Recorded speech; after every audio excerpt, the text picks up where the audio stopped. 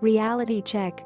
Sean Spicer hits the media over crowds. White House Press Secretary Sean Spicer launched into a tirade against the media Saturday, slamming what he said was unfair reporting of the attendance of President Donald Trump's inauguration, along with other criticisms.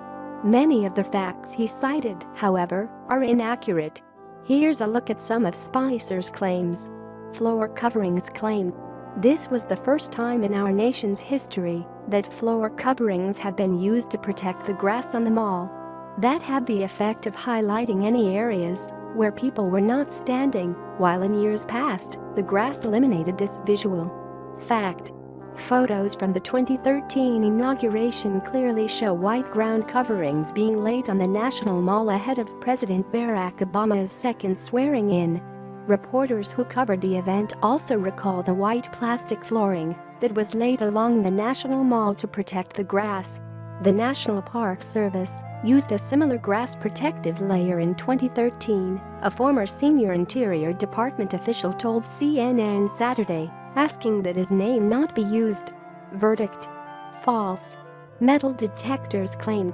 This was also the first time that fencing and magnetometers went as far back on the mall, preventing hundreds of thousands of people from being able to access the mall as quickly as they had in inaugurations past. Fact.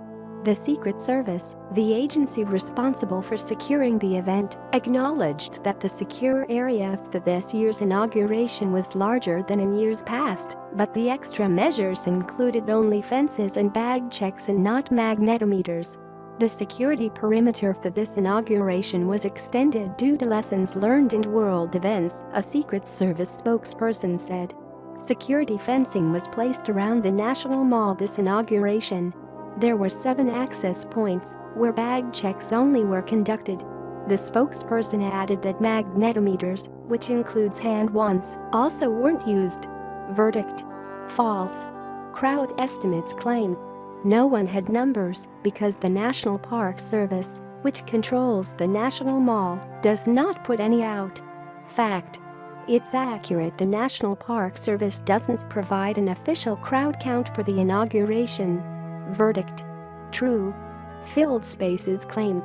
We know that from the platform, where the president was sworn in to 4th Street, it holds about 250,000 people. From 4th Street to the media tent is about another 220,000. And from the media tent to the Washington Monument, another 250,000 people. All of this space was full when the president took the oath of office. Fact. It's not clear where Spicer's numbers originated, and the White House didn't respond when asked for more details. But the claim those areas were full when Trump took his oath of office is plainly untrue. Photos taken at noon on Friday show wide swaths of white flooring where people were not standing. Verdict. False. Metro riders claimed. We know that 420,000 people used the D.C. Metro public transit yesterday, which actually compares to 317,000 that used it for President Obama's last inaugural. Fact. Spicer is using a range of numbers that don't make for a precise comparison. It's not clear where the 420,000 figure comes from. In fact, the Washington Metro Area Transit Authority said the total ridership on Friday was higher. 570,557. But the 317,000 Spicer cited from 2013 was only until 11 a.m., not the entire day. Total ridership on the day Obama was sworn in 4 years ago stood at 782,000. Verdict. Misleading. Trump at the CIA claim. The president was also at the Central Intelligence Agency and greeted by a raucous overflow crowd of some 400-plus CIA employees. There were more than 1,000 requests to attend, prompting the president to note that he'll have to come back to greet the rest. They gave him a 5-minute standing ovation at the end in a display of their patriotism and their enthusiasm for his presidency. Fact.